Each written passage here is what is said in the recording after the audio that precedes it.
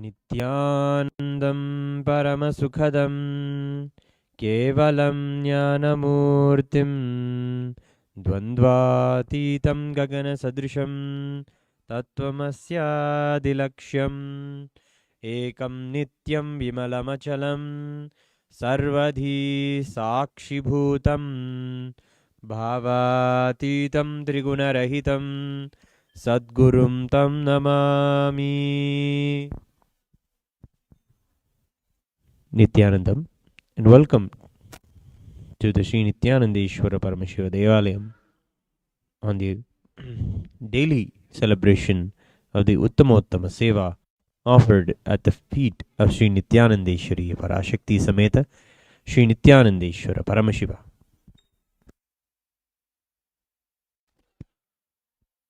In the last week, we have been celebrating the Sri Nityanandeshwara Paramashiva Mahotsavam of the Kartika Deepa festival. It's beginning with the Purvanga rituals, 3 days prior to the Dvajarohanam, the flag hoisting ceremony that occurred just about 3 days ago. Many celebrations have been going on, including Panchamrita Abhishekam to Sri Muluvar Swayambhu Nityanandeshwara Paramashiva, the Shankha Abhishekam offered to Swayambhu Nityanandeshwara Paramashiva, the Bhasma Abhishekam offered to Sri Nityanandeshwara Paramashiva.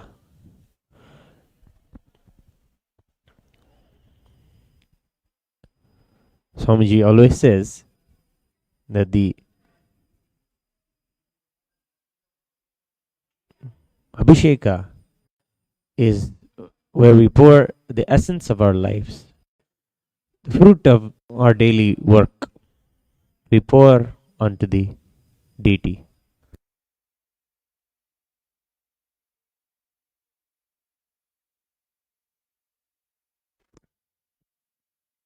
That's why the sacred nectars that resemble the essence of our daily work, milk that comes from the daily work of the care for the cow and caring for the animals, the honey which comes from the carefully taken from the honey bees,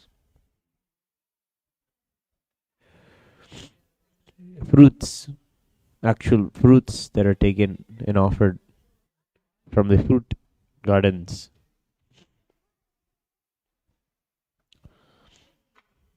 All of these fruits of our daily work are offered onto Paramashiva. You're offering literally your whole essence onto him, surrendering it to him, holding no fear or any greed, either you are losing the things or whether you want more things. Sanatana Hindu Dharma gives us a beautiful way to surrender that which causes most suffering in our lives, our ego, our greeds, and our fears. Sanatana Hindu Dharma shows us that surrender all of these fruits and results of your work onto Paramashiva, and he will shower you with his blessings, enlightenment, and liberation.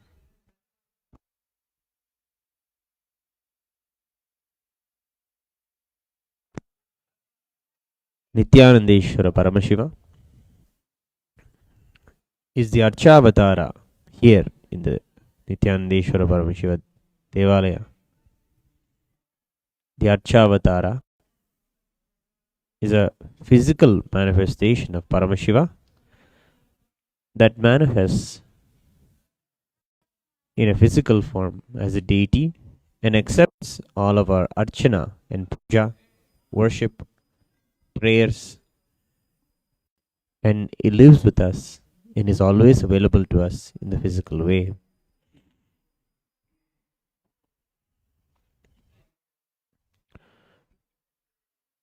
Nityanandeshwara Paramashiva receives the worship of the Uttama Bhaksha Upachara Puja every day here in the temple.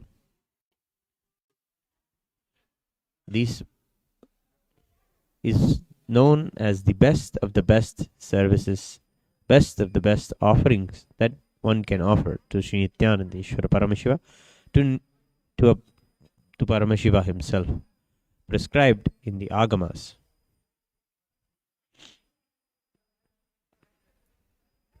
Various descriptions or various details are included in the Agama about what needs to be offered, in what quantity needs to be offered to Paramashiva.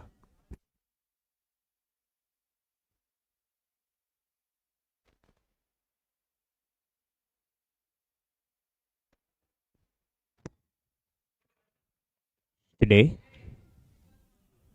before we begin, let us get ready to receive the darshan of Paramashiva. One of the most important things in Hinduism is to be able to fall in the Nayana Diksha of the deities, to fall in the Nayana Diksha of the Guru,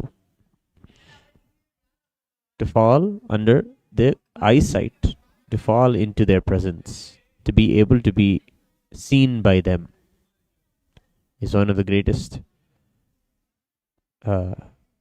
things all Hindus seek. Pilgrimages, kilometers and hundreds of kilometers are walked just to be able to have the deity see you, because it is true that under the gaze of the deity, in their powerful presence, all of our doubts, all of our sins, all of our karma will simply melt away.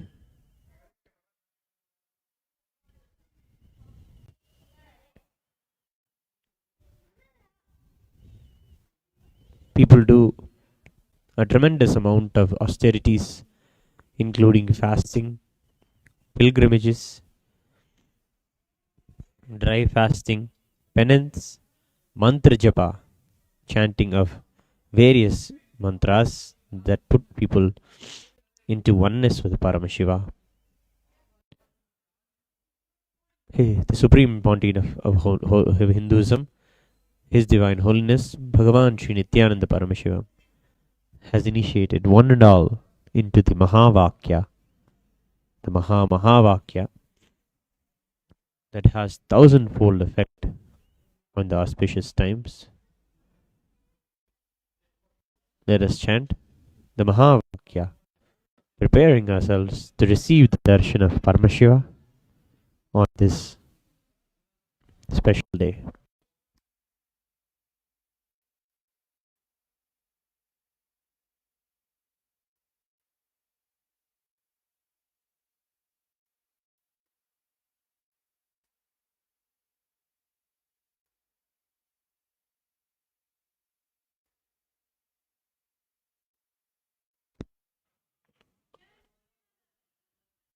Sit with your head, neck and spine in a straight line.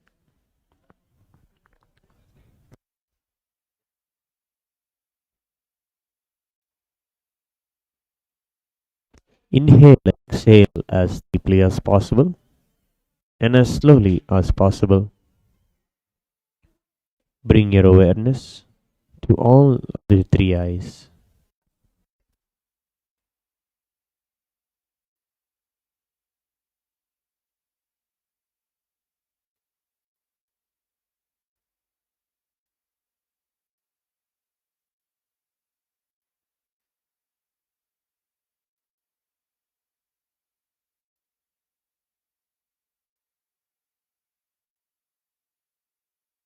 Let us get ready. Receive the darshan of Nityanandeshwara Paramashiva.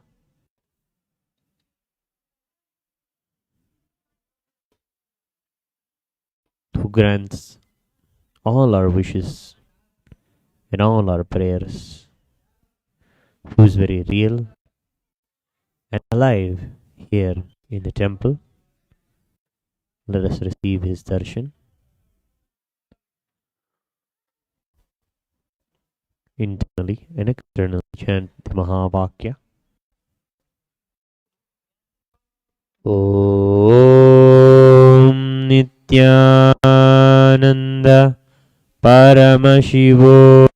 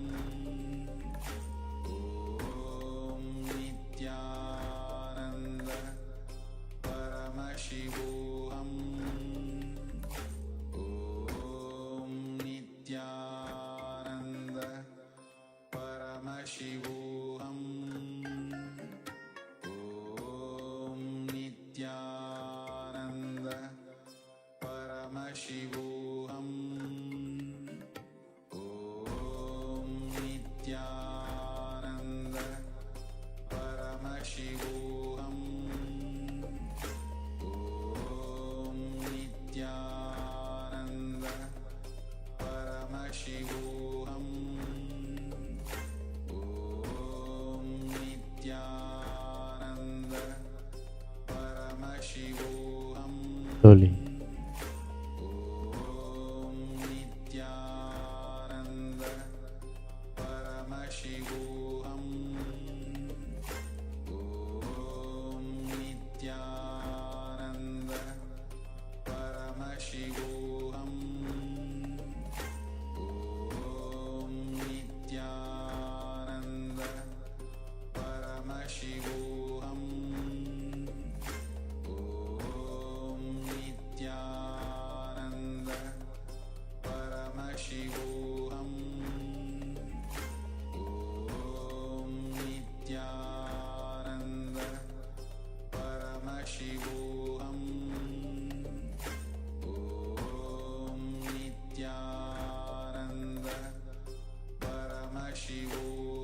Let us get ready to receive the darshan of Shri Nityananda Ishvara Paramashiva.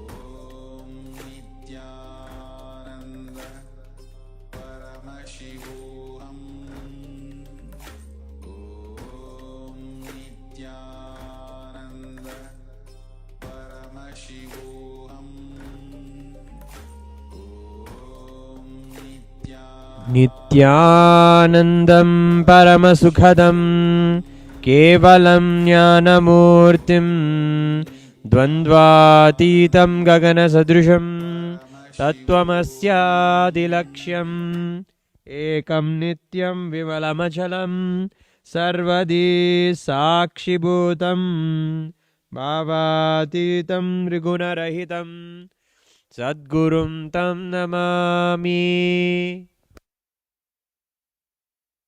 नित्यानन्देश्वर Paramshiva समारम्भां नित्यानन्देश्वरि Parashakti मध्यमाम् अस्मदाचार्य पर्यन्तां वन्दे गुरुपरम्परां। ललाटे त्रिपुन्द्री नितिलकृत कस्तूरी तिलकः स्फुरन्मालाधार स्फुरितकटिगोपीनवसनः ददानो दुष्टारं शिरसि फणिराजं शशिकलां प्रदीपः सर्वेषाम् अरुणगिरियोगी विजयते। ॐ गणानां त्वा गणपतिगुं हवामहे कविं कवीनामुपमश्रवस्तमं ज्येष्ठराजं ब्रह्मणां ब्रह्मणस्पत आनः शृण्वन्नोतिभिः सीदसादनम्। ॐ श्रीमहागणपतये नमः। ॐ व्योमव्यापिने व्योमरूपाय सर्वव्यापिने शिवाय अनन्ताय अनाथाय अनाश्रिताय ध्रुवाय शाश्वताय योगपीठसंस्थिताय नित्ययोगिने ध्यानाहाराय ॐ नमः शिवाय सर्वप्रभवे शिवाय ईशानमूर्धाय तत्पुरुषवक्त्राय अघोरहृदयाय वामदेवगुह्याय सद्योजातमूर्तये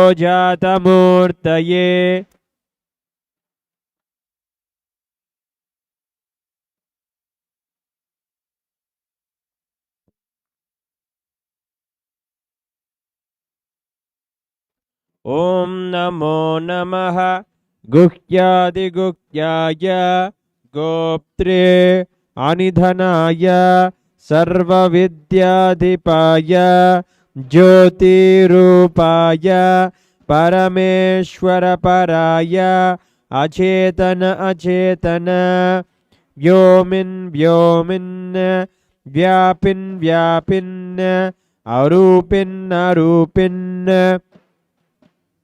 प्रथम प्रथम तेजस्तेजः ज्योतिर्ज्योतिः अरूप अनग्नि अधूम अभस्म अनादे नाना नाना धू धू धू धू ॐ भूः ॐ भुवः ॐ स्वः अनिधन निधनोद्भव शिव सर्व परमात्मन् महेश्वर महादेव सद्भावेश्वर महातेजः योगाधिपते मुञ्च मुञ्च प्रथम प्रथम सर्व सर्व भवोद्भव सर्वभूतसुखप्रदा सर्वसान्निध्यकर ब्रह्म विष्णुरुद्रपर अनर्चिता अनर्चिता असंस्तुता संस्तुता पूर्वस्थित पूर्वस्थित साक्षिन् साक्षी तुरु तुरु पतंग पतंग पिंग पिंग ओम दशांगं गुग्गुलोपेतं सुगंधं च समनोहरम् आग्रेय सर्वदेवानां धूपोऽयं प्रतिगृह्यताम्। ओम हां हों शिवाय नमः। श्री नित्यानंदेश्वरी पराशक्ति समेत श्री नित्यानंदेश्वर परमशिवाय नमः। धूपमाग्रापयामि। ओम मुद्देभ्य स्वजातवेदापग्नन्निर्ऋतिं मम वसुगुष्यमह्यमावह जीवनं च दिशो दिश मानो हिगं शीर्जातवेदो कामस्वं पुरुषं जगत् अभिद्भृतज्ञागिः श्रियाम परिपातय। ओम हां हों शिवाय नमः। श्री नित्यानंदेश्वरी पराशक्ति समेत श्री नित्यानंदेश्वर परमशिवाय नमः। दीपं दर्शयामि।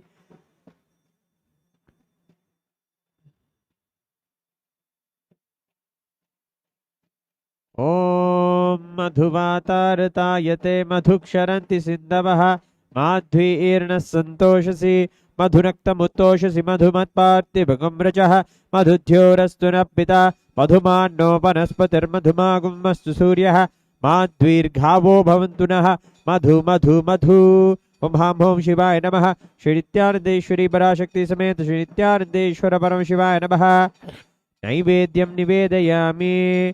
ओम सोमोपाये तस्य राज्यमाधत्ते यो राजासन् राज्योपासो मेन यजते देवसुवा मेधानि हपीकुंसि भवन्ति एतावन्तो वै देवानागुं सभाः त एवास्मै सभान् प्रयच्छन्ति तेन पुनः सुवन्ते राज्याय देवसुराजा भवति।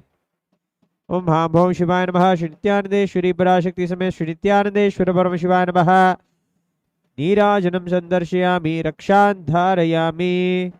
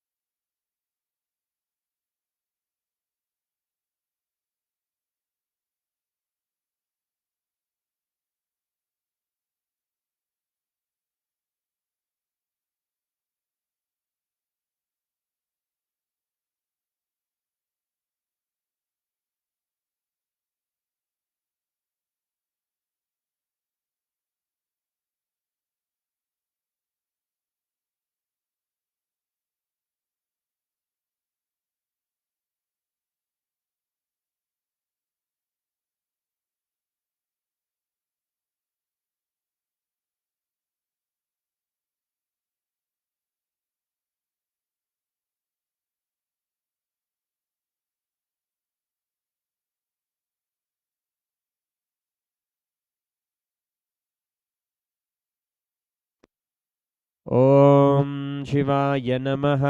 ओम महेश्वराय नमः। ओम शंभवे नमः। ओम पिनाकिने नमः। ओम शशिशेखराय नमः। ओम वामदेवाय नमः। ओम विरूपाक्षाय नमः। ओम कवर्दिने नमः। ओम नीललोहिताय नमः। ओम शंकराय नमः। ओम शूलपानये नमः। ओम खड्वांगिने नमः। ओम विष्णुवल्लभाय नमः। ओम चिपिविष्ठाय नमः। ओम अंबिकानाथाय नमः। ओम श्रीकंठाय नमः। ओम भक्तवत्सलाय नमः। ओम भवाय नमः। ओम शर्वाय नमः। ओम त्रिलोकेशाय नमः। ओम चितिकंठाय नमः। ओम शिवाप्रियाय नमः। ओम उग्राय नमः। ओम कपालिने नमः। ओम कौमारये नमः। ॐ नण्ढकासुरसूदनाय नमः। ॐ गङ्गाधराय नमः। ॐ ललाटाक्षाय नमः। ॐ कालकालाय नमः। ॐ कृपानिधये नमः। ॐ भीमाय नमः। ॐ परशुहस्ताय नमः। ॐ मृगपानये नमः। ॐ जटाधराय नमः। ॐ तेलासवासिने नमः। ॐ कवचिने नमः। ॐ कठोराय नमः। ॐ त्रिपुरान्तकाय नमः। ॐ वृषाङ्काय नमः। ॐ वृषभारूढाय नमः। ॐ भस्मोद्धूलितविग्रहाय नमः। ॐ सामप्रियाय नमः। ॐ स्वरमयाय नमः। ॐ त्रयीमूर्तये नमः। ॐ मनीश्वराय नमः। ॐ सर्वज्ञाय नमः। ॐ परमात्मने नमः। ॐ सोमसूर्याग्निलोचनाय नमः। ॐ हविषे नमः। ॐ यज्ञमयाय नमः। ॐ सोमाय नमः। ॐ पञ्चवक्त्राय नमः। ॐ सदाशिवाय नमः।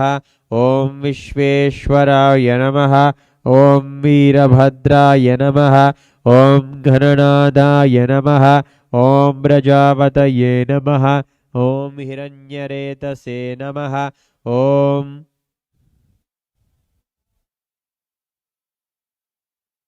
धुर्धर्ष्याय नमः। ॐ गिरीशाय नमः।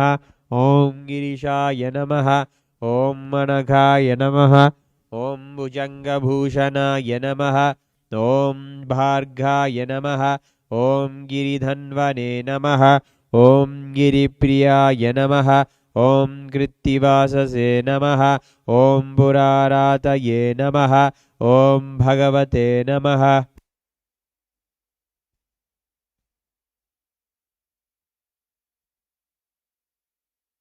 ॐ प्रमथाधिपाय नमः।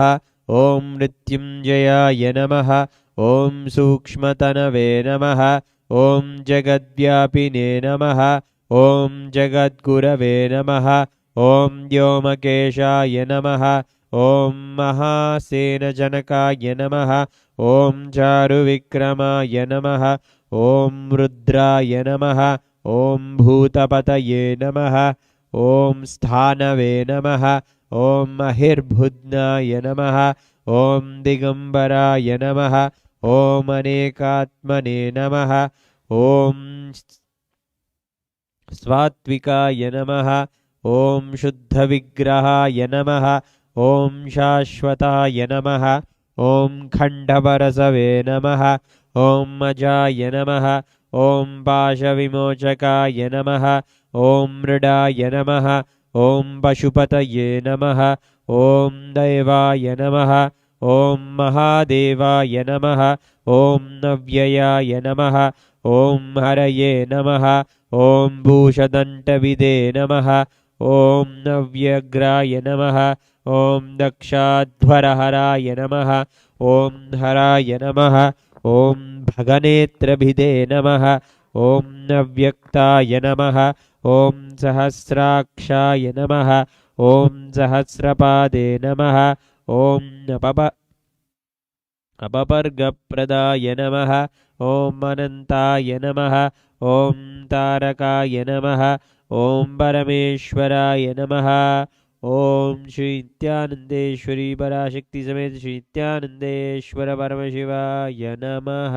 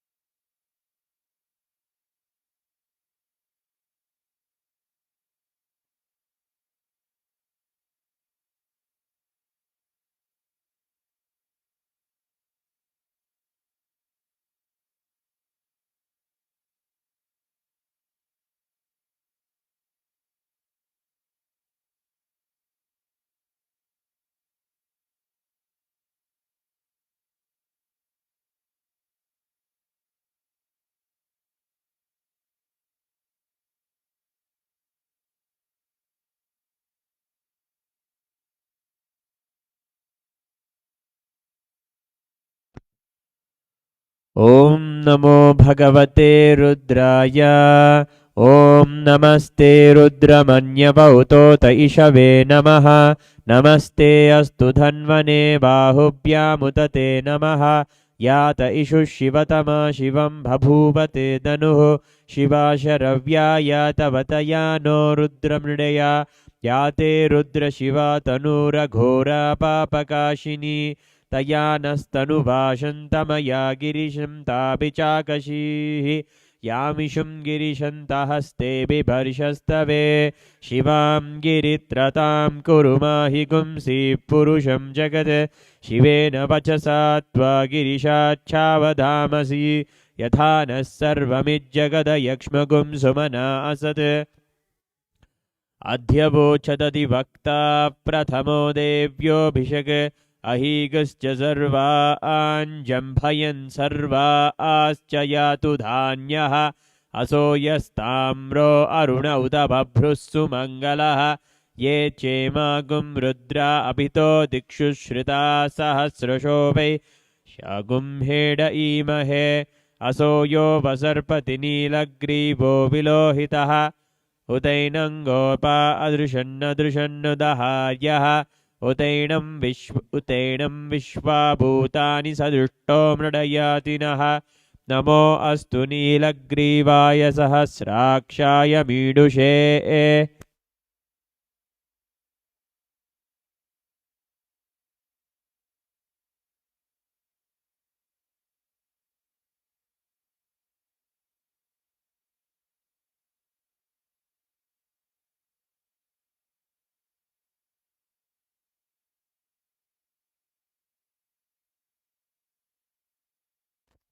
अथो ये अस्य सत्त्वानो हन्तेभ्यो करन्नमः।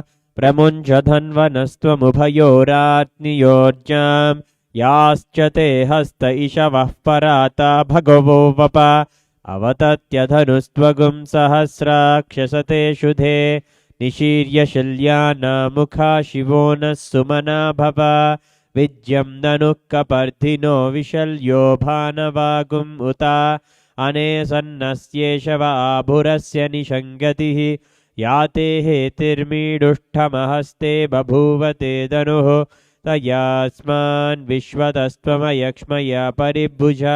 नमस्ते अस्त्वायुधायानातताय जुष्णवे। उभाभ्यामुदते नमो बाहुभ्यां तव धन्वने। परिते धन्वनो हेतिरस्मान् वृणक्तु विश्वतः। अथो य इषुदिस्तवारे अस्मन्निदेहितं। शम्भवे नमः। नमस्ते अस्तु भगवन् विश्वेश्वराय महादेवाय। त्र्यम्बकाय त्रिपुरान्तकाय त्रिकालाग्निकालाय कालाग्निरुद्राय नीलकण्ठाय नित्यानन्दाय मृत्युञ्जयाय सर्वेश्वराय सदाशिवाय श्रीमन्महादेवाय नमः।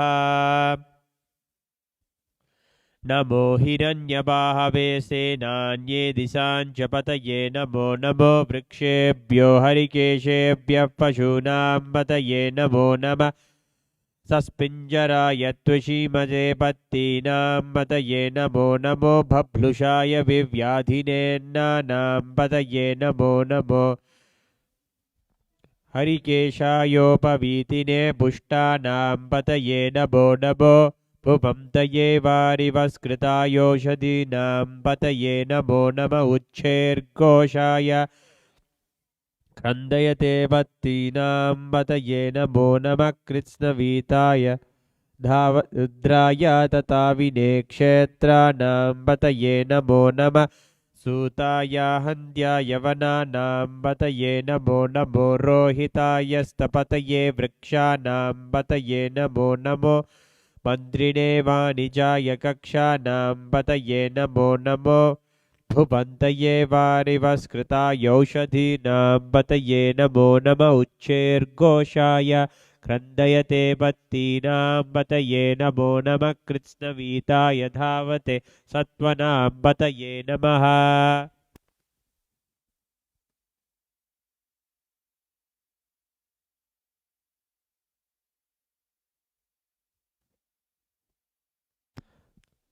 नमः सहबाणाय निर्व्याधिन आव्याधिनीनां नमो नमः ककुभाय निषङ्गिने स्तेनानां पतये नमो नमो निषङ्गिन इषुधिमते तस्कराणां पतये नमो नमो वञ्चते परिवञ्चते स्थायूनां पतये नमो नमो निचेरवे परिचरायारण्यानां पतये नमो नमः श्रीकाविभ्यो जिगागुम्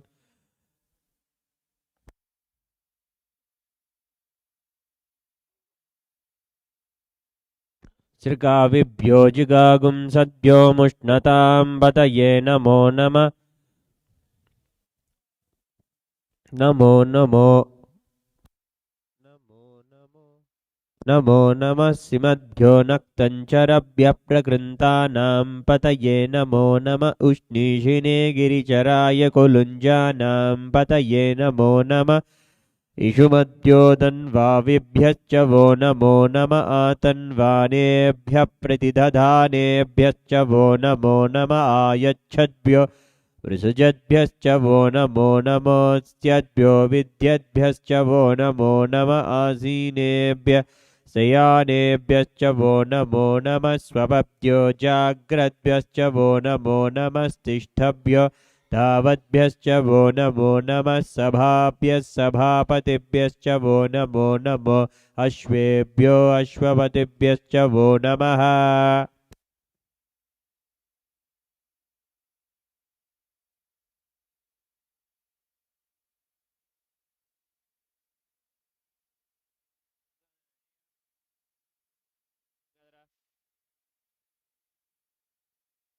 नम आव्याधिनीभ्यो विविद्यन्तीभ्यश्च वो नमो नम उगनाभ्यस्त्रिगुंहतेभ्यश्च वो नमो नम गृत्सेभ्यो गृत्सपतिभ्यश्च वो नमो नम व्रातेभ्यो व्रातपतिभ्यश्च वो नमो नमो गणेभ्यो गणपतिभ्यश्च वो नमो नमो विरूपेभ्यो विश्वरूपेभ्यश्च वो नमो नमो महद्भ्यः क्षुल्लकेभ्यश्च वो नमो नमो रथिभ्यो रथेभ्यश्च वो नमो नमो रथेभ्यो रथपतिभ्यश्च वो नमो नमः सेनाभ्यः सेनानिभ्यश्च वो नमो नमः क्षत्रिभ्यः सङ्ग्रहीतृभ्यश्च वो नमो नमः स्तक्षभ्यो रथकारेभ्यश्च वो नमो नमः कुलालेभ्यः कर्मारेभ्यश्च वो नमो नमः पुञ्जिष्टेभ्यो निषादेभ्यश्च वो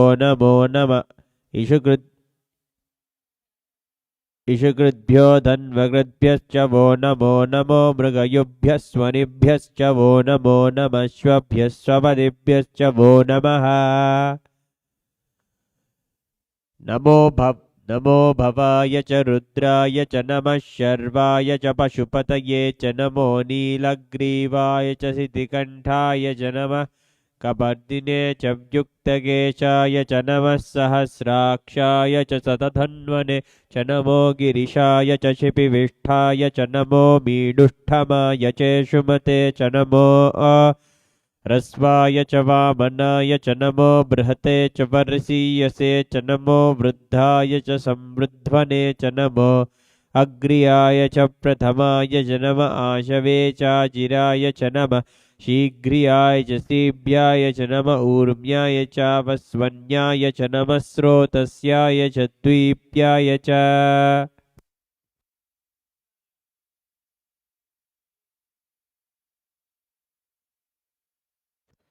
नमो ज्येष्ठाय च कनिष्ठाय च नमः पूर्वजाय च परजाय च नमो मध्यमाय च भगल्पाय च नमो जगन्याय च बुद्ध्याय च नमः सोऽप्याय च प्रतिसर्याय च नमो याम्याय च क्षे च नमः श्रुत्याय च पत्याय च नमः काट्याय च नीप्याय च नमः सूज्याय च सरस्याय च नमो नाट्याय च वैशन्ताय च नमः कूप्याय च वट्याय च नमो वर्ष्याय च वर्ष्याय च नमो वेघ्याय च विद्युत्ताय च नम ईद्र्याय च दप्याय च नमो वात्याय च रेश्म्याय च नमो वास्तव्याय च वास्तुपाय च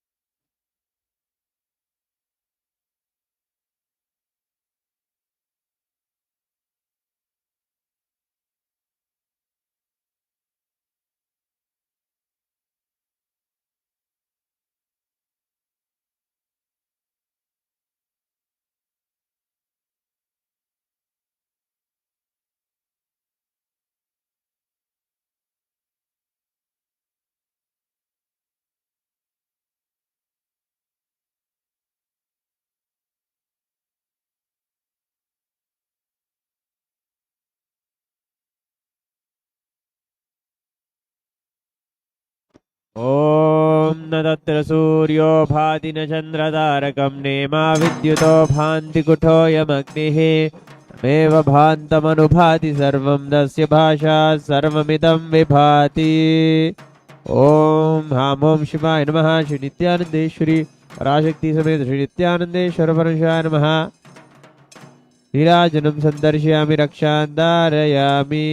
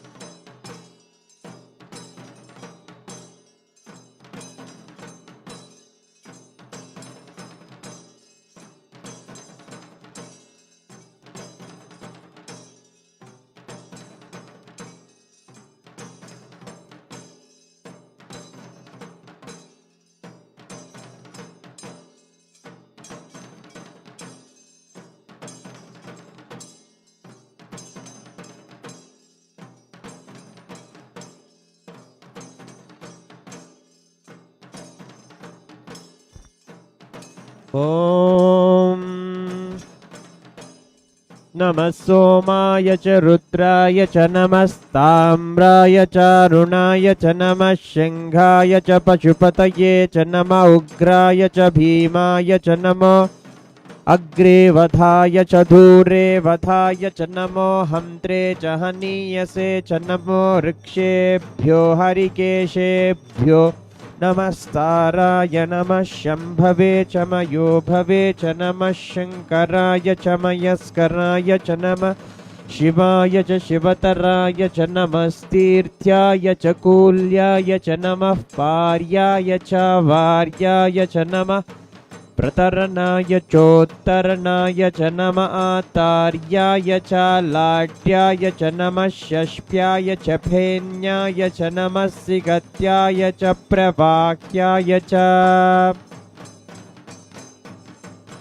नम इरिन्याय च प्रपत्याय च नमः किगुंशिलाय च क्षयनाय च नमः कपर्तिने च पुलस्तये च नमो गोष्ठ्याय च गृह्याय च नमः तल्प्याय च गेह्याय च नमः काट्याय च गह्वरेष्ठाय च नमो हृदयाय च निवेश्याय च नमः पागुंसव्याय च रजस्याय च नमः शुष्क्याय च हरित्याय च नमो लोप्याय चोलप्याय च नमः ऊर्म्याय च सूर्म्याय च नमः पर्ण्याय च पर्णशज्याय च नमो पगुडमानाय च भिघ्नते च नमः आखिडते च प्रखिडते च नमो वक्किरिकेभ्यो देवानागुं हृदयेभ्यो नमो विक्षीणकेभ्यो नमो विचिन्वत्केभ्यो नमः आनिर्हतेभ्यो नमः आमीवत्केभ्यः द्रापे अन्धसस्पते दरिद्रन्नीललोहिता येषां पुरुषाणामेषां पशूनां माभिर्मा रोमो येषां किञ्चनामवत् या ते रुद्रशिवा तनु शिवा विश्वाह भेषजी शिवा रुद्रस्य भेषजी तया नो मृडजीवसे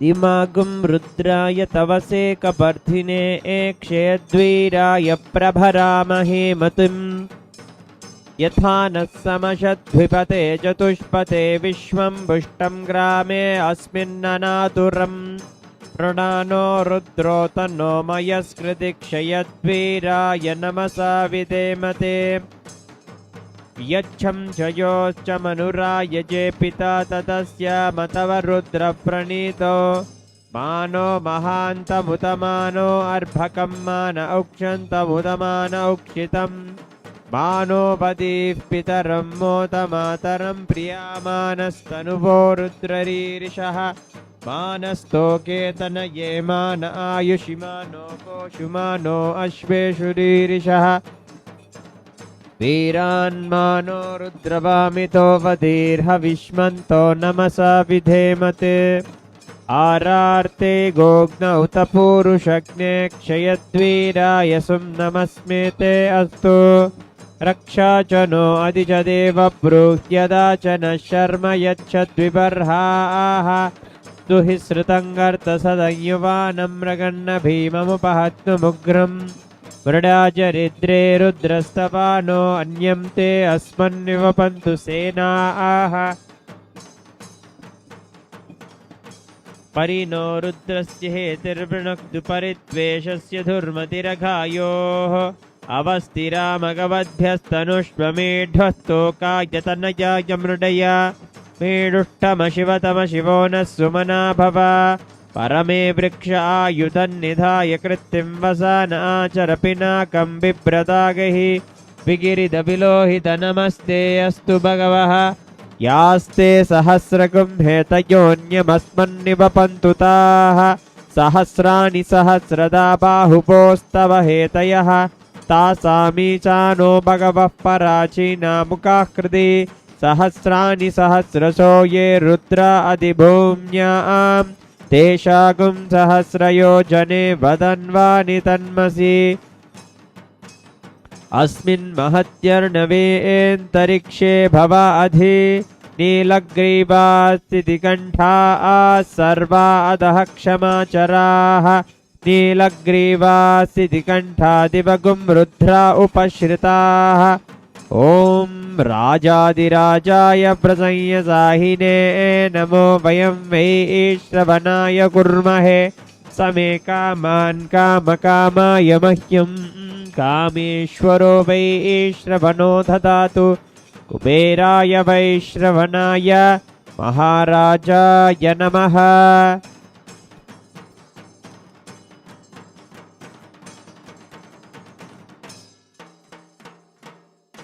ॐ ईशानः सर्वविद्यानामीश्वरः सर्वभूतानां ब्रह्माधिपतिर्ब्रह्मणोऽधिपतिर्ब्रह्मा शिवो मे अस्तु सदा शिवो। ॐ हां हों शिवाय नमः। श्री नित्यानन्देश्वरी पराशक्ति समेत श्री नित्यानन्देश्वर परमेश्वराय नमः। नीराजनं सन्दर्शयामि।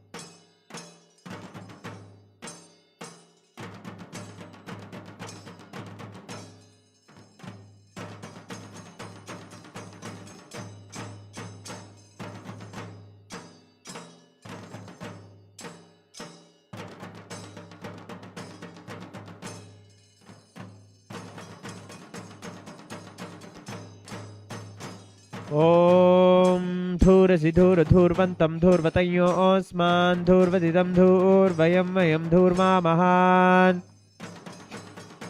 ॐ श्री नित्यानन्देश्वरी पराशक्ति समेत श्री नित्यानन्देश्वर परमेश्वराय नमः। धूपमाग्रापयामि। ॐ उद्दीप्य स्वजातवेदापग्निं निरृतिं मम पशुगुष्यमह्यमावह जीवनं क्षितिशोदश मानोहिकं शीर्जातवेदो कामस्वं पुरुषं जगते अविद्भृतज्ञागैः श्रियाम परिपातय। ओम हां हों शिवाय नमः। श्री नित्यानन्देश्वरी पराशक्ति समेत श्री नित्यानन्देश्वर परमेश्वराय नमः।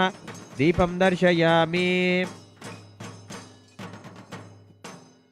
ओम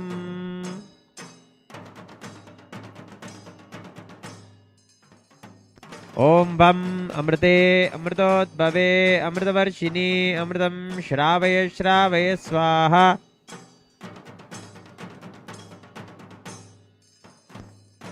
ओम हां हों शिवाय नमः। श्री नित्यानन्देश्वरी पराशक्ति समेत श्री नित्यानन्देश्वर परमेश्वराय नमः।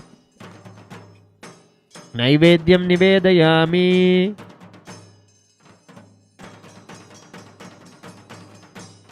ओम नैवेद्यानन्तरम् आचमनीयं समर्पयामि। ॐ न तत्र सूर्यो भाति न चन्द्रतारकं नेमा विद्युतो भान्ति कुठोऽयमग्निः तमेव भान्तमनुभाति सर्वं तस्य भाषा सर्वमिदं विभाति। ओम हां ओम शिवाय नमः। श्री नित्यानंदेश्वरी पराशक्ति समेत श्री नित्यानंदेश्वर परमेश्वराय नमः। एकार्ति दीपं संदर्शयामि, रक्षां धारयामि।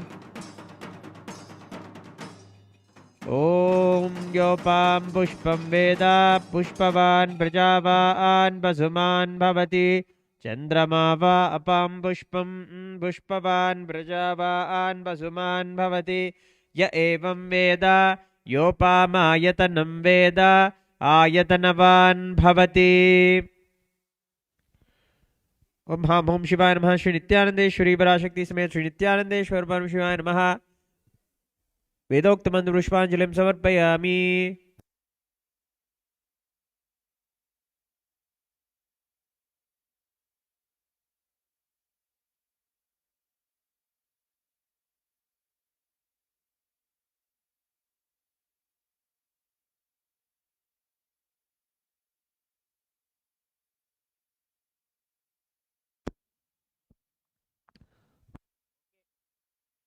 Now, the first offering at the Divine Lotus feet of Sri Nityanandeshwari Parashakti Samet Sri Nityanandeshwar Paramashiva is the offering of the Chaturvedam, the offering of the select hymns from the four Vedas, which are the favorite hymns by Paramashiva.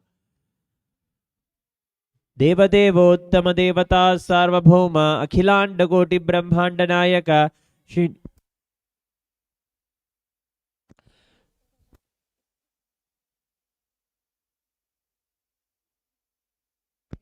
Shri नित्यानंदेश्वरी Parashakti समेत श्री नित्यानंदेश्वर परमशिव चतुर्वेद प्रिय चतुर्वेदम अवधारय। हरि ओम अग्निमीले पुरोहितं यज्ञस्य देव मृत्युज ओतारं रत्नधातामं। हरि ओम इषेत्वोर्जेत्वा वायवस्तो वायवस्तदेवो वत्सविता प्राप्यते कर्मणे। हरि ओम अग्न आयाहि वीतये गृह्णानो हव्यधातये निहोता सत्सि बर्हिषि। हरि ओम शन्नो देवीरभीष्टय आपो भवन्तु पीतये शम्योरभीष्ट्रवन्तु नः। हरि ओम।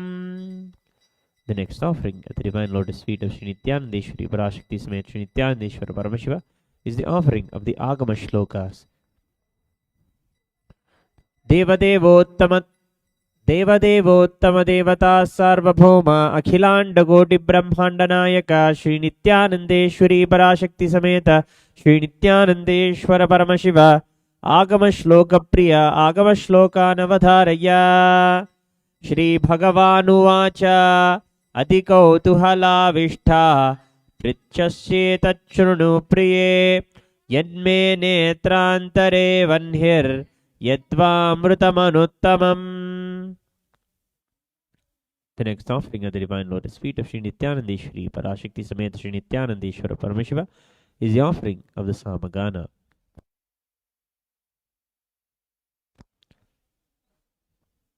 देवदेवोत्तम देवता सार्वभौम अखिलांड कोटि ब्रह्मांड नायक श्री नित्यानंदेश्वरी पराशक्ति समेत श्री नित्यानंदेश्वर परमशिव सामगान प्रिय सामगानम् अवधारय। एतत् सामगायन्नास्ते भूहा भूहा भू अहमन्नमहमन्नमहमन्नम् अहमन्नादो अहमन्नादो अहमन्नादः अहग्श्लोककृत अहमस्मि प्रथमजारतास्य पूर्वं देवेभ्यो अमृतस्य न भाहि यो मा ददाति शैलैवमावाह अहमन्नमन्नमधन्तमाद्मि अहं विश्वं भुवमभ्यभवां सुवर्णज्योतिः. The next offering at the divine lotus feet of Sri Nityanandeshwari Parashakti Smet Sri Nityanandeshwara Paramashiva is the offering of the stotra. देवदेवोत्तम देवता सार्वभौम अखिलांड कोटि ब्रह्मांड नायक श्री नित्यानंदेश्वरी पराशक्ति समेत श्री नित्यानंदेश्वर परमशिव स्तोत्र प्रिय stotram अवधारय.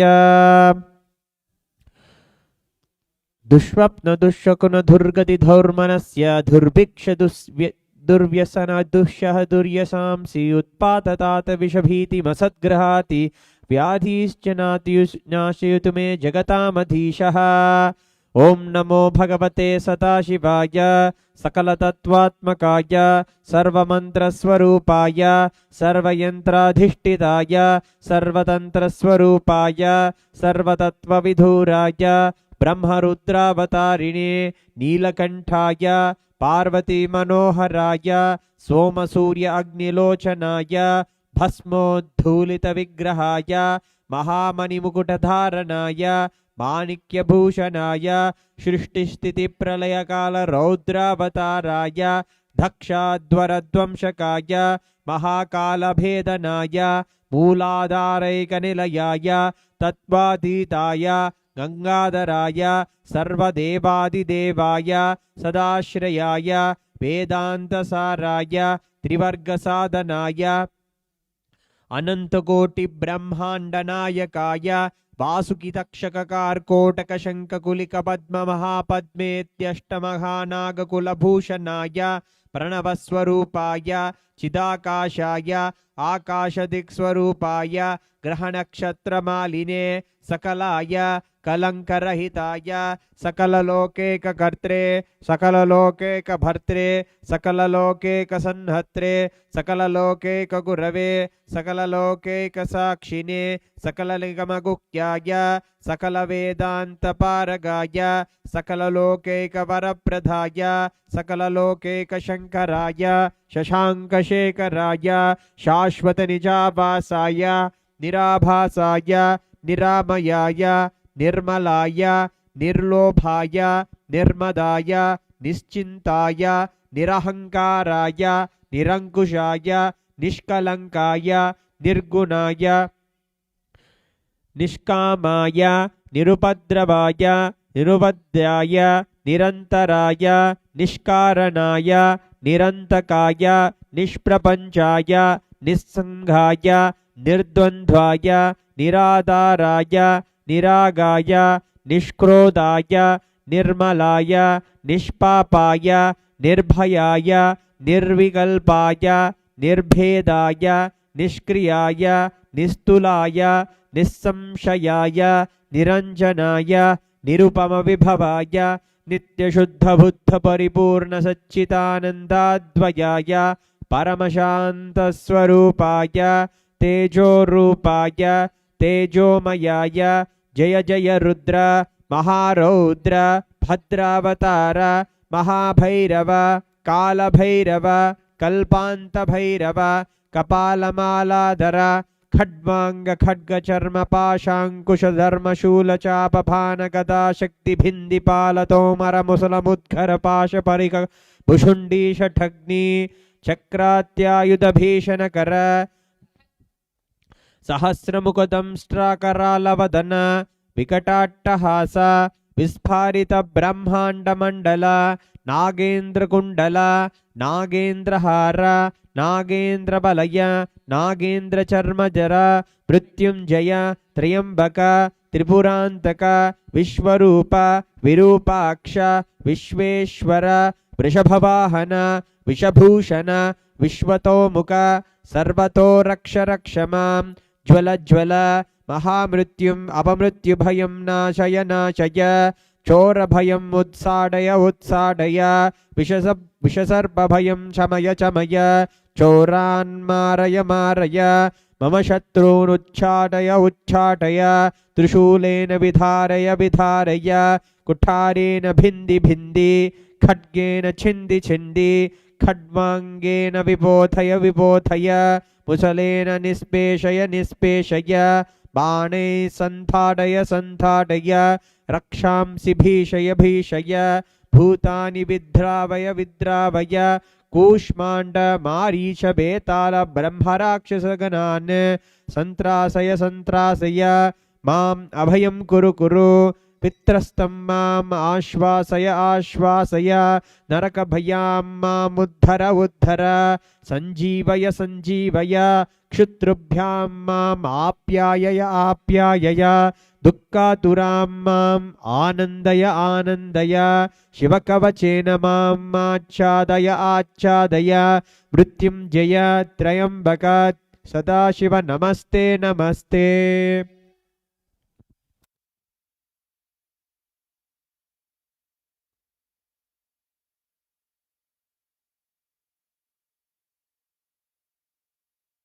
The next offering at the Divine Lotus Feet of Sri Nityanandeshwari Parashakti Sameta Sri Nityanandeshwara Paramashiva is the offering of the Dravida Vedam, the offering of the devotional hymns sung in the Dravida Bhasha. Devadevottama Devata Sarvabhauma Akhilanda Koti Brahmanda Nayaka Sri Nityanandeshwari Parashakti Sameta Sri Nityanandeshwara Paramashiva Dravida Veda Priya Dravida Vedam Avadharaya.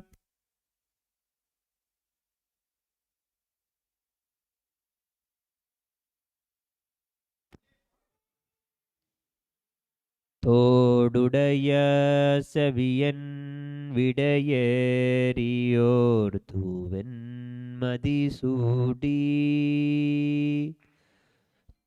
தோடுடைய செவியன் விடையேறியோர்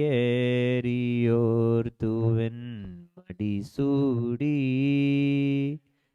காடுடைய சுடலே பொடி பூசியன் உள்ளம் cover கல்வன் ஏடுடைய மலரானுனே நான் பினந்தேத்த அருள் செய்த பீடுடைய பிரமாபுரமேவிய பெம்மான் இவனன்றேன் பீடுடைய பிரமாபுரமேவிய பெம்மான் இவனன்றேன். சிவா திருச்சிற்றம்பலம்.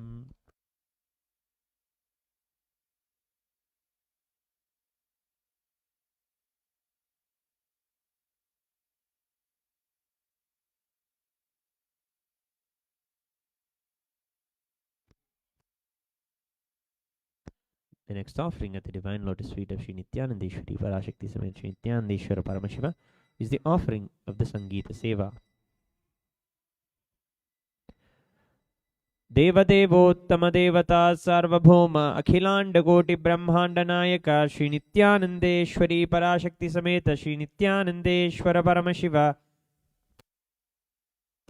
Sangeeta Priya Sangeetam Avadharaya.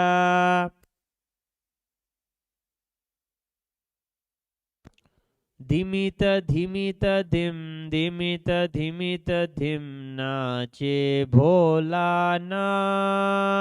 Om dhimita dhimita dim dimita dhimita dim nache bholanath.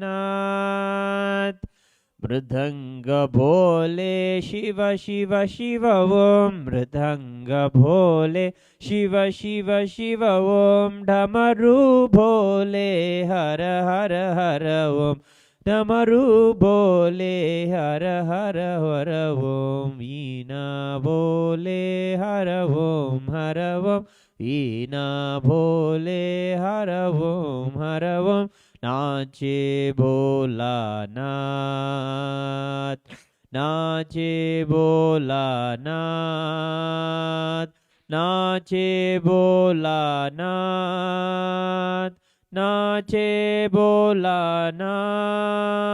ओम दिमित दिमित दिम दिमित दिमित दिम नाचे भोलानाथ. हर हर महादेव की जय.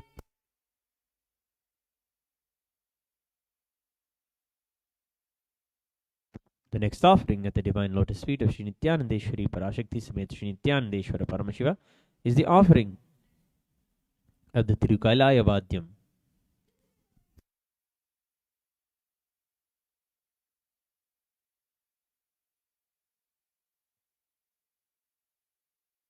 देवदेवोत्तमदेवता सार्वभौम अखिलाण्डकोटि ब्रह्माण्डनायक श्रीनित्यानन्देश्वरी पराशक्ति समेत श्रीनित्यानन्देश्वर Paramshiva कैलायवाद्यप्रिय कैलायवाद्यमवधारय.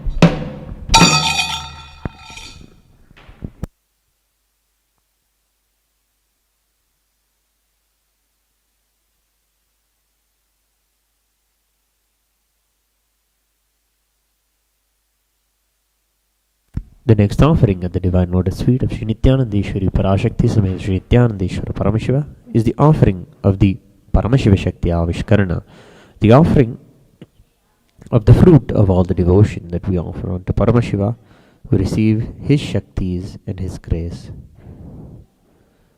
Now we offer them to Paramashiva's feet.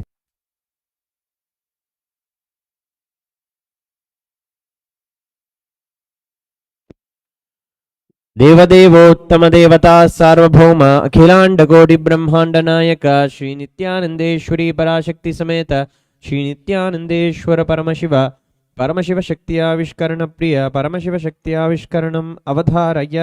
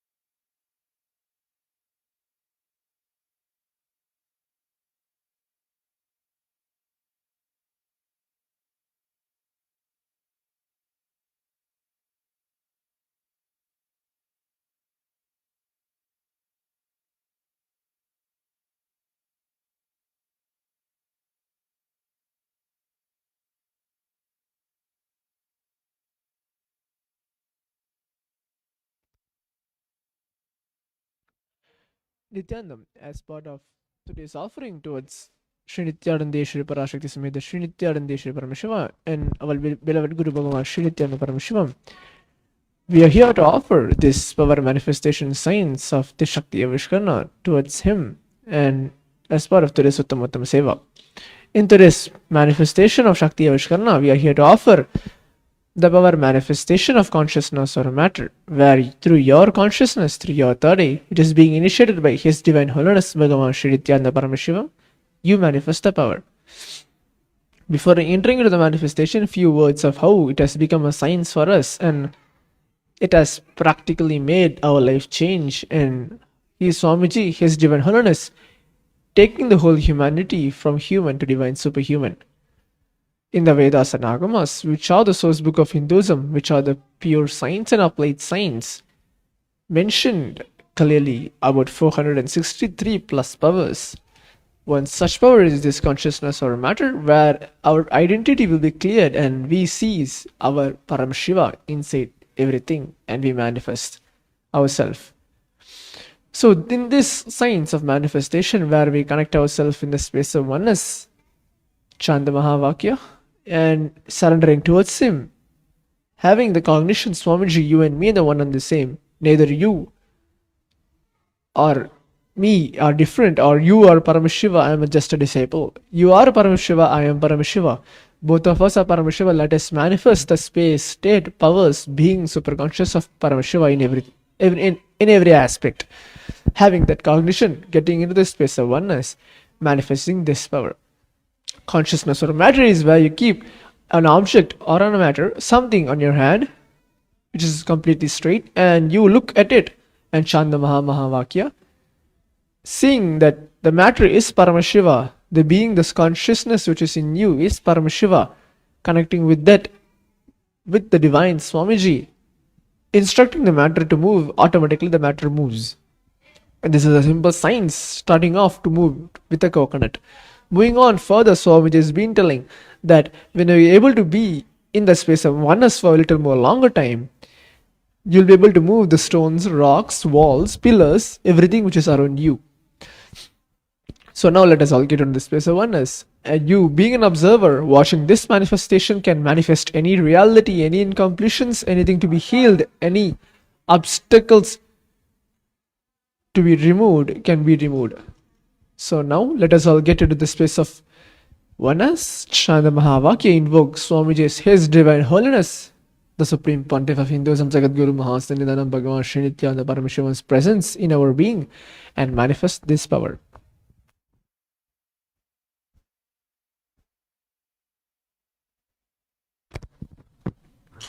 Om Nityananda Paramashivoham.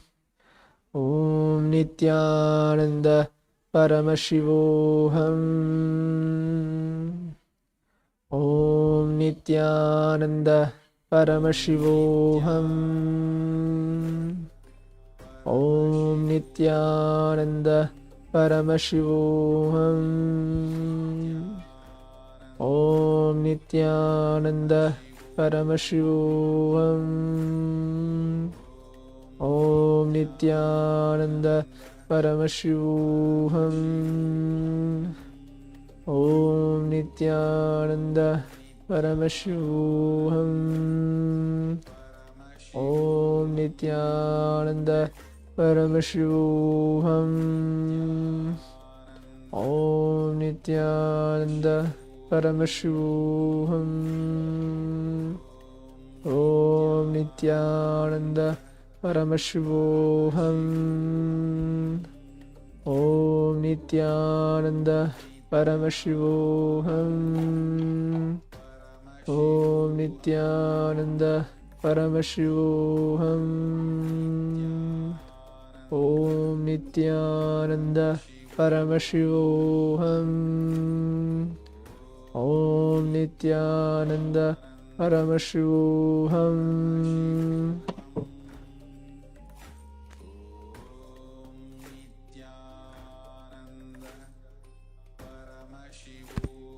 with this, we offer the signs of manifestation towards Shri Nityanandeshwari Parashakti Sameda Shri Nityanandeshwari Paramashiva as part of today's Uttama Seva to grace us and make us manifest this power. Thank you, Nityanandam.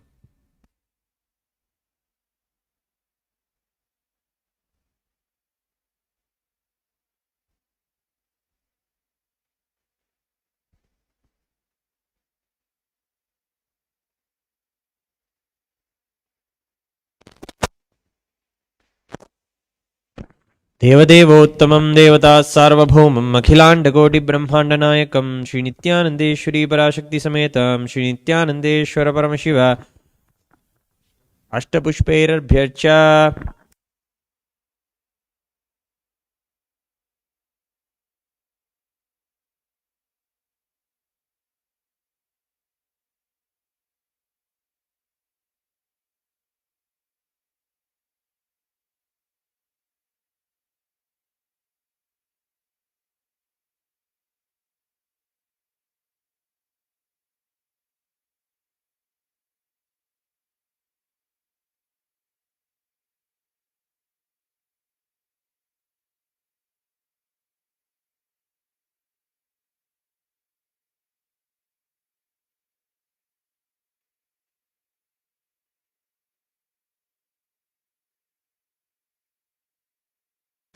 ॐ तत्पुरुषाय विद्महे महादेवाय धीमहि तन्नो रुद्र प्रचोदयात्।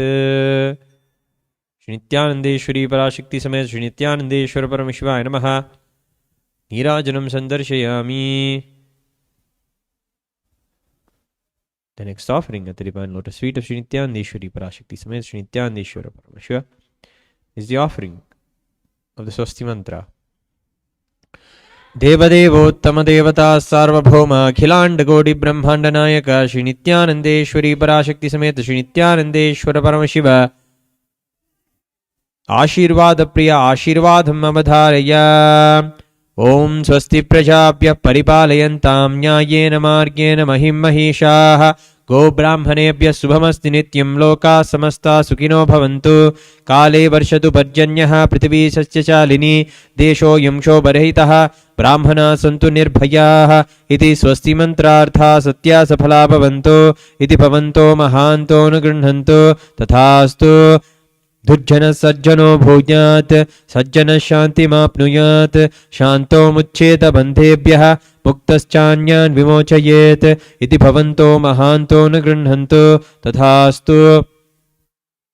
अपुत्राः पुत्रिणः सन्तु पौत्रिणः अधना सधना सन्तु जीवन्तु सरदर्शतम् इति भवन्तो महान्तो न गृह्णन्तु। तथास्तु।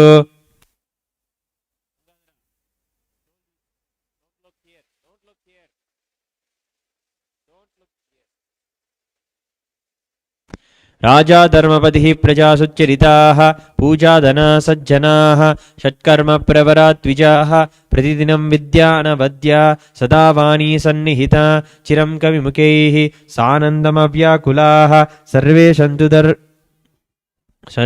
सन्तु वैदिकधर्म अनुष्ठातारः सौजन्य संतोषिनः इति स्वस्ति मंत्रार्थाः सत्या सफला भवन्तु इति भवन्तो महान्तो न गृह्णन्तु। तथास्तु।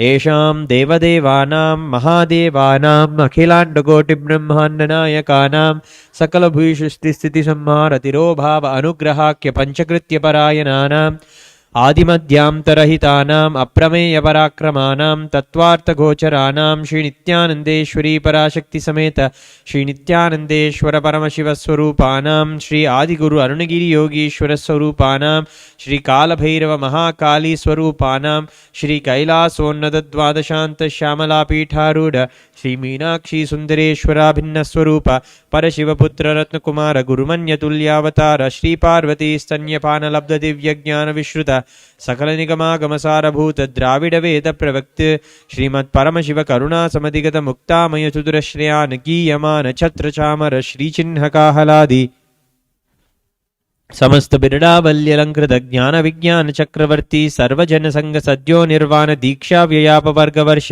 विश्रानजीमूत परमत कलभ केसरी शैव सिद्धांत स्थापनाचार्य श्री राजाधिराज पांड्य महाराज गुरु छपन शाख्यादि महांधकार निवारण ज्ञान भानु वीक्षणा नरहर दुतोच्छेदन पूर्वक श्रीमद् वृषभध्वज स्थापक शैव समय कर्तृ सर्वज्ञ पीठारूढ़ श्री जगद्गुरु श्री ज्ञान संबंध देशिक स्वामी वागीश सुंदर माणिक्यवाचक स्वामिना अवतारभूत श्री ज्ञान संबंध स्वामी पुनरुद्धृत श्यामलापीठ सर्वज्ञपीठ तृणवत्युत्तर द्विशततम गुरु महासन्निधान अरुणगिरि योगीश्वर परंपरागत अरुणाचल सर्वज्ञपीठ गुरु महासन्निधान कैलास परंपरागत कांची कैलास सर्वज्ञपीठ त्रयस्त्रिंशदुत्तर द्विशततम गुरु महासन्निधान नित्योत्सव नित्यमंगल नित्य कल्याण नित्यरहित आदि कैलास नित्यानंदपीठ महासंस्थान महासिंहासन पीठकर्तः साक्षात् श्री परमशिव समुद्भूत कैलास परंपरागत वैवस्वतमनु इक्ष्वाकु हरिश्चंद्र भगीरथ श्रीरामचंद्र सूरसेन इत्याद्यनवच्चिन्न सार्वभौम चक्रवर्ती परंपरागत चतुष्षष्टि योगिनी मंडिता चतुष्षष्टि संप्रदाय प्रवर्तका मनुधर्म शासन सूर्यवंश प्राप्त सर्वज्ञपीठ सुरांगी साम्राज्य मूर्धाभिषिक्त चूड़ामणे साक्षात् श्री परमशिव समुद्भूत कैलास परंपरागत कपिल महागुरु पुनरुद्धृत महानिर्वाणिपीठ अष्टोत्तर सहस्र श्री महामंडलेश्वर साक्षात् श्री परमशिव समुद्भूत कैलास परंपरागत श्री महागणपति समारंभ अनवच्छिन्न पीठाधीश्वर गुरु परंपरा प्राप्त अटलपीठ अष्टोत्तर सहस्रतम अष्टोत्तर सहस्र श्री अटलपीठाधीश्वर धर्म मुक्ति स्वर्गपुर स्वर्णपीठ त्रयोविंश गुरु महासन्निधान कैलास परंपरागत आदिपीठ सर्वज्ञपीठ जगद्गुरु श्री कैलास पुनरुद्धारक श्री कैलास परमाचार्य श्रीमद परमहंस परिव्राजकाचार्यवर्य सच्चिदानंद प्रणव स्वरूप श्रोत्रिय ब्रह्मनिष्ठ श्रीमद जगद्गुरु श्रील श्री भगवत् श्री नित्यानंद परमशिव श्री ज्ञान संबंध देशिक परमाचार्य स्वामिनां प्रीत्यर्थम तेषां पादारविन्दयोः भक्तिसिद्ध्यर्थं कृकृपाकटाक्षसिद्ध्यर्थं क्षेमस्थैर्यवीर्यविजयारोग्य ऐश्वर्याणाम् अभिवृद्ध्यर्थं धर्मार्थकाममोक्ष चतुर्विध फलपुरुषार्थसिद्ध्यर्थं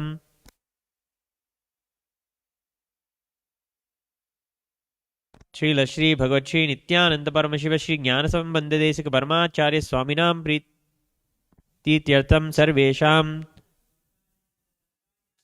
मनसा चिंतित सत्कार्यानुकूल सिद्धि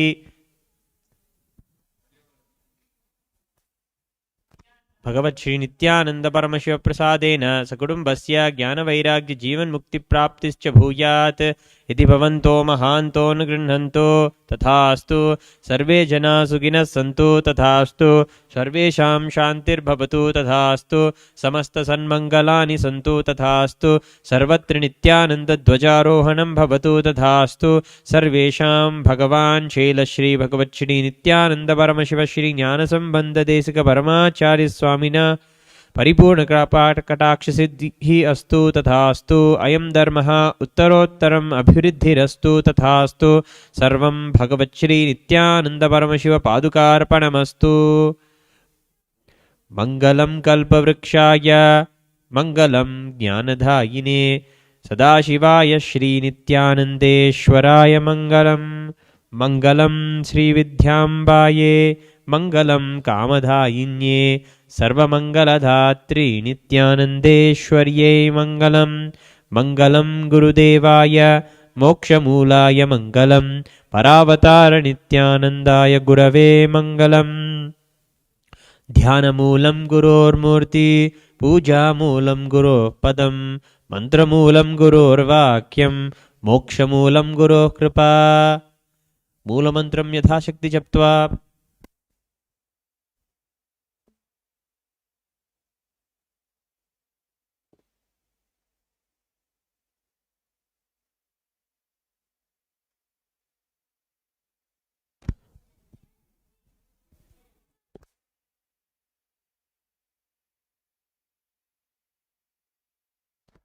ओम यत्किंचित् कर्म देवेश सदा सुकृतुष्कृतं तन्मे शिवपदस्थस्य भुङ्क्षक्षपै शङ्कर शिवो धाता शिवो भोक्ता शिवः सर्वम् इदं जगत् शिवो यदि सर्वत्र यः शिवः सोऽहमेव तु। ॐ पूर्णमदः पूर्णमिदं पूर्णात् पूर्णमुदच्यते पूर्णस्य पूर्णमादाय पूर्णमेवावशिष्यते ॐ शान्तिः शान्तिः शान्तिः हरिः ॐ तत्सत् सर्वं भगवच्छ्रीनित्यानन्दपरमशिवपादुकार्पणमस्तु ॐ नित्यानन्दम्.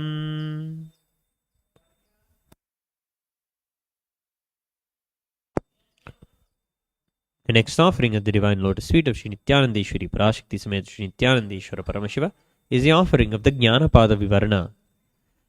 Devadevottama Devata Sarvabhauma Akhilanda Koti Brahmanda Nayaka Sri Nityanandeshwari Parashakti Samet Sri Nityanandeshwara Paramashiva Jnanapada Vivarana Priya Jnanapada Vivaranam Avadharaya.